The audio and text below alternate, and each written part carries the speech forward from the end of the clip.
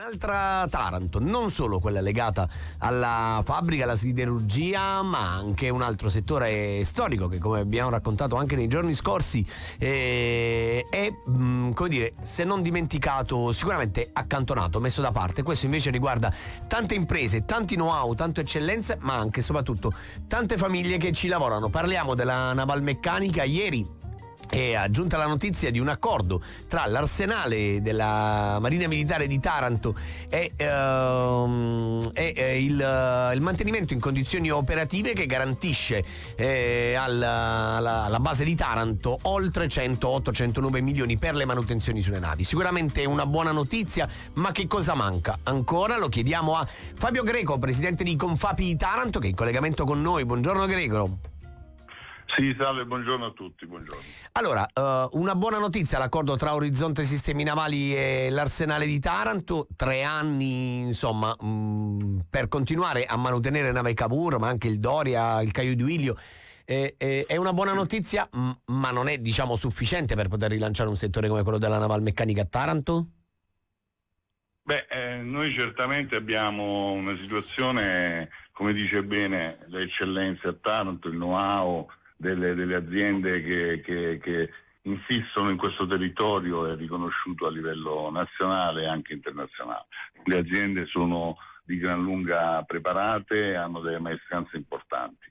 Sono delle ottime notizie, abbiamo degli ottimi rapporti nei confronti di Orizzonte Sistemi Navali, dei Fincantieri, perché si collabora, in quanto le case costruttrici sono in primis. È chiaro che l'indotto ha bisogno di una serenità, una programmazione di interventi, una serenità di collaborazione nel portare avanti tutte le attività.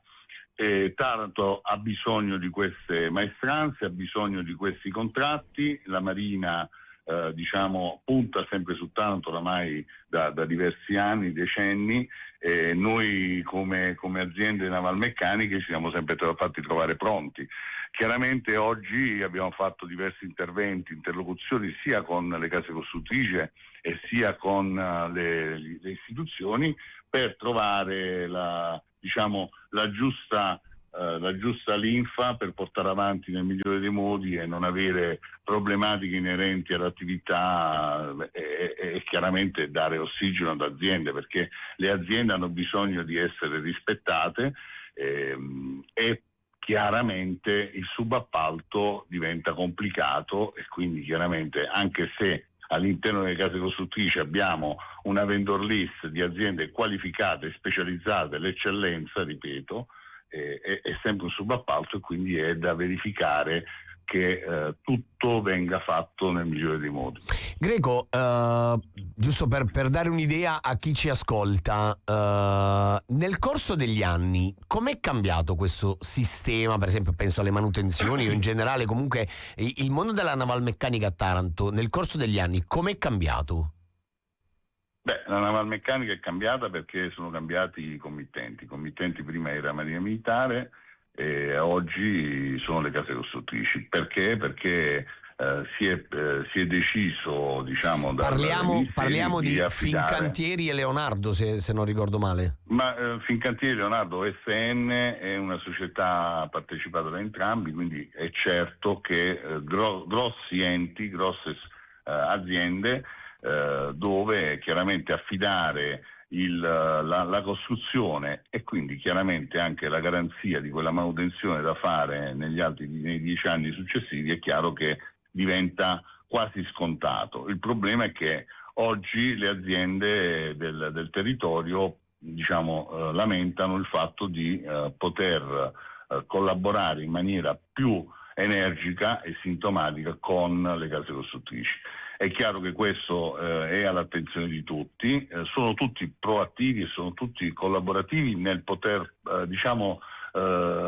collaborare in tal senso, perché le aziende del territorio sono aziende serie, massima collaborazione, hanno un'eccellenza all'interno, maestranze importanti, perché i lavoratori di Taranto nella navalmeccanica sono nati. E oggi c'è un passaggio generazionale che è importante, la formazione, il passaggio generazionale è importante. Se perdiamo le manutenzioni oggi o comunque perdiamo quella continuità produttiva, potremmo perdere le maestranze e quindi poi diventerebbe un po' difficile portare avanti tutte le manutenzioni che chiaramente sono state affidate oggi alle case costruttrici, ma che a Taranto, a Spezia e in tutti i porti della Marina Militare sono gli indotti, le aziende degli indotti che portano avanti le manutenzioni, ed è giusto che debba essere tutelato questo interesse. Ed è anche per questo che continueremo a seguire le sorti della Navalmeccanica. Intanto grazie a Fabio Greco di Confavi Taranto per essere stato con noi. Buona giornata e buon lavoro, Greco. Grazie, buona giornata a voi.